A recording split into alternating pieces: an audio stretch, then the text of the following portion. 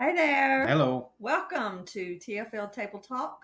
Today is, what is today? June the 8th. Yep. June the It 8th. is Saturday because we're here with you, but it is June the 8th. We hope y'all are well and have had a great week. We've got quite a few things we want to talk about today, so I guess we'll get right into it. Yep. This week it's we've gotten some rain and the Lots. garden is getting started and getting the sunshine and got all those plants out there. All the plants are in the ground where they're supposed to be. So I had a few get ripped up by something that got through the fence. Yeah. So, but Didn't eat the plants, just dug them up. yeah, So we thought a bunny would eat them. yeah. So, not I've never seen a rabbit dig them up, but something just dug them Yeah. up. Yep. Probably a coon or a possum. Probably because the biggest thing that got dug up was the tomatoes, and we do put sardines, coffee grounds, and eggshells when we plant our tomatoes. So maybe Yeah. he smelled the sardines, and I mean he dug up other stuff, but maybe he thought he could just smell the sardines and wasn't sure where they were. Maybe we had a lot of volunteers. We were shocked. We of cantaloupes mostly. We had a couple of zucchini volunteers, but most of them were cantaloupes because they were well hidden. And when I found them, the bunnies had gotten in them or they had rotted because we had a lot of rain last year. A lot of rain, more about like we did this year, really. Hmm. Anyway, so I would just throw them over the fence. So we doubled the garden space, the kitchen garden space this year, and then we created a whole new patch for peas and corn. But just on the other side of the fence that isn't there anymore, where we doubled it, there was all kinds of, and of course uh, we have an article on the Farmer's Lamp about what we do with volunteer plants and how we decide whether or not to let them live. And we did let a lot of them live.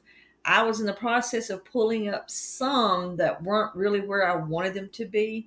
And our granddaughter informed me that she wanted them left because she likes cantaloupe now. So, yeah, we wound up leaving most everything, no matter where they were in the garden. So, yeah. Yeah. Um, our rooster, bless his heart, we don't know what happened to his left eye, but he has the eyes completely swollen shut. At first, we thought it was a wasp, and then we thought, well, it's so big, maybe it was a snake, because we have timber rattlers here, and they're out and about now. And but he didn't get sick or anything, so we went out this morning around 5 o'clock and caught him and put some coconut oil on his eye and some coconut oil on his leg where a coon had tried to reach through the slats and grab him, and he had some scar tissue developing there. So we put some coconut oil on that and took a good look at it, and we're not sure what happened. Maybe he ran in because we have a lot of blackberry bushes. Maybe they were running through and he was trying to catch one of the girls or something and got a thorn in it. I'm not sure, but we'll treat him with some coconut oil for a little bit and see what happens. Yep. Yeah, we gave one of the pullet roosters to some friends down the road. Mm-hmm. They their rooster had died, so they had picked out a rooster. We had a few roosters here as pullets, so we gave them one, put it in a little cage, and took it down to them. So The mama bear. yeah, yeah. There's we have a bear that gets on the back porch. Sometimes it'll get in your garbage. We've talked about that before. And the other day, right down the road, she had a little bitty baby cub, and so it looks like she only had one this year, but she's running around. So she'll, We'll have to keep a better eye on Thor while yeah, she's around with the cub because he normally will scare the bears off, but if she's got a cub and he comes up on her, she'll be real aggressive yeah. with that. So, Other than that, pretty much same old, same old. mhm. You have any Q&A that you want to go over? I have two things I want to go over. One is just a way of information, and one is the question. Information. Be careful where you order your chicks from. If you order from a hatchery, um, check out their website and you might even want to call them or chat with customer service. A lot of them have chat boxes on now where you can chat with customer service. About 2 3 years ago, um, there was a disease that was supposedly passing through um, some of the breeders. And I spoke with one, I won't say which hatchery it was. I spoke with one of their managers, and she said their birds were not sick, but they were forced to kill a lot of their mating pairs. So they're rebuilding their stock. And a response to that, more of the hatcheries are um, giving into the compliancy issue of forced vaccinations for all birds. So while they may be vaccinating their breeding stock, they can affect the chicks that come from the eggs.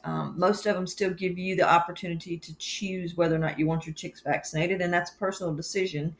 But just before you order, if you don't want your chicks vaccinated or you don't want that on your farm or your homestead, then just be sure that you check out their website good and know what you're getting. The best way to get new birds, of course, is to let your hens hatch. Mm-hmm. But if you have a predator come through and he decimates your flock, like we've had that a couple of times. Or if you want a new breed, you want to try something new, I would suggest going to farmers market if you don't have another chicken keeper nearby you that has breeds that you're looking for. Go to a farmers market where they sell eggs and talk to people selling eggs. A lot of times they have birds that they're willing to sell, or they know somebody that's a breeder. I don't know, because we're not really on Facebook. I don't know about, there used to be groups, for certain area, your area. Look up poultry groups, and you can probably join a poultry group local to you, and that's another way. That's actually, how we found our speckled Sussex, our first speckled Sussex. Uh, the local feed store had a bulletin board, and the guy had the little thing up there, so you might want to check there too. So that's just my Yep. put it out there for your information. Yeah, if you get a vaccinated bird from one of these hatcheries, and it brings it back, comes to your flock, it. I've heard of cases, not for us, but I've heard for cases that it infected the flock and wiped out the flock. So something to consider. It's always better to do it locally. If you can get a good strain, somebody that has a good strain. Yeah. Yeah. Well, what's the Q&A? The Q&A: how to break a broody hen. Now, like us, we don't say that the way we do it is the only way to do it. But when it comes to breaking a broody hen, there's really only one way to do it. There are a multitude of ways to accomplish that. The only way to break a broody hen is to remove her from the nest, remove her from the flock, because when anybody else lays an egg, she's going to go get on it. So you take her. We are fortunate enough, we have breeding cages, and we can put her, not cages, but yards, and we can put her over in one of those brooding yards and leave her by herself. And if they lay an egg, you can isolate them in dog carriers. You can isolate them, anywhere you want to put her, really, just as long as she's by herself. She's not able to get to the eggs, and if she's still laying, if she hasn't hard set by the time you realize that she's broody, if she's still laying, you have to go in there and get her egg. You can, you cannot leave her an egg, or she will not be broken. And some hens are over it in a day or two. Depends on how broody they are and how long they've been broody. We had an Australorp hen that it was like 2 or 3 weeks before she. It was the time that it would take her to hatch chicks before she was like, and she was done. So, every hen's different, every breed's different, but the only way to break a broody hen is isolating her, breaking her up. My grandmother called it. You got to break her up. She didn't isolate. Excuse me. She would just go out there and throw her off the nest every little bit, till she finally gave up going back. So that's our question of the week. All right. As far as something that helps our health in a little segment, what we do that's worked for us over the years. One thing that we do is Lugel's iodine texture. We do a test, just a rough test that you can do at home. And you take the dropper, and it's a 2% iodine solution, and you just put that on your arm, and you'll just drop it on your arm there. And I usually just take my other arm and just wipe it in until it's pretty much dry, so because that stuff will stain. And then if that mark goes away within an hour from one drop, then I know that my iodine's probably low. And a lot of doctors say that America Like is 80% of Americans or something really high. it's a high percentage of people that are low on iodine. And the reason for that is because the soil health, the iodine isn't in the soil like it should. And then if you're somebody like a vegetarian that eats a lot of raw vegetables, that can hinder your body from taking up enough iodine, having enough iodine to take Especially up. the Coriferous. thank you, coriferous, Yes. broccolis and if they eat Yeah. those raw, yeah.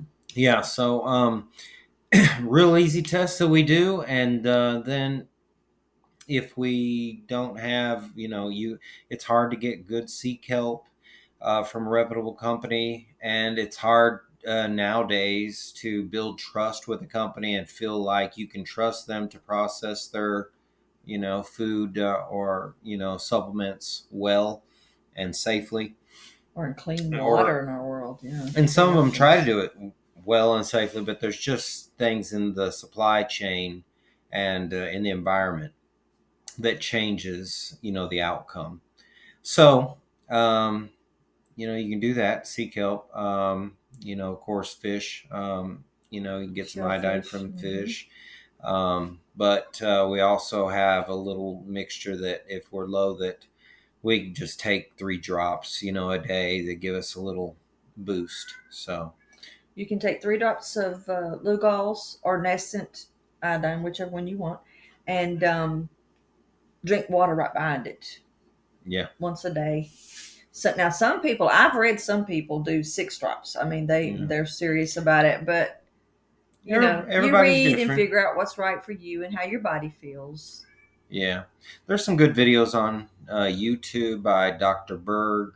Maybe we'll put a link at the bottom, if you want to research more, if you haven't seen it. Yeah. But iodine is a real deficiency in America. Yeah. And there's some basic signs. The iodine thing is a rough test. Mm-hmm. I think the 24-hour urine test is the only way medical doctors can know. That just gives you a good idea. But, if neck swelling and hair loss, and they say foggy brain, I might need to do that test. Weight gain, fatigue, weakness, but then these are all signs of so many other things. So it's hard to say that means you're iodine deficient because, there's just so much in our world now. Yeah.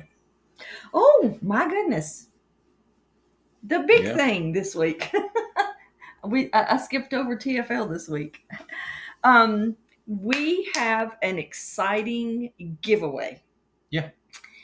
We were contacted by Sasquatch Publishing and asked us if we knew about Carla Emery's Country Encyclopedia of Country Living, and I was like, "Do I know about her book?" So they sent us a 50th anniversary copy to do a review for, and we made a video. I made a video, a review of that book, and they are going to give us 5 copies of the 50th anniversary of Carla's book to give to you. So we're really excited about that. This is the book that, well, I won't run it because you can go watch the video, watch the other video. But all you have to do to enter is go watch that video, and we'll put the link at the in the description of our table talk video. And you go over there, you can just make a comment. If you make a comment on that video, you are entered to win. And you can just say, not enroll me, but my mind's just, I might need some mind. Enter me to win or something about Carla's book or anything you want to say on the video, and you'll be entered to win. So that giveaway will be June the 29th. That's 3 weeks. So June the 29th, we will do the raffle like we did for the incubator to give you away. But I'm really excited about this giveaway because that book. Well, go watch the video. I won't do a second review. All right. Well, any closing thoughts? No, I hope you have a great week and that you get to enjoy your life and what you've been blessed with this week. Yeah.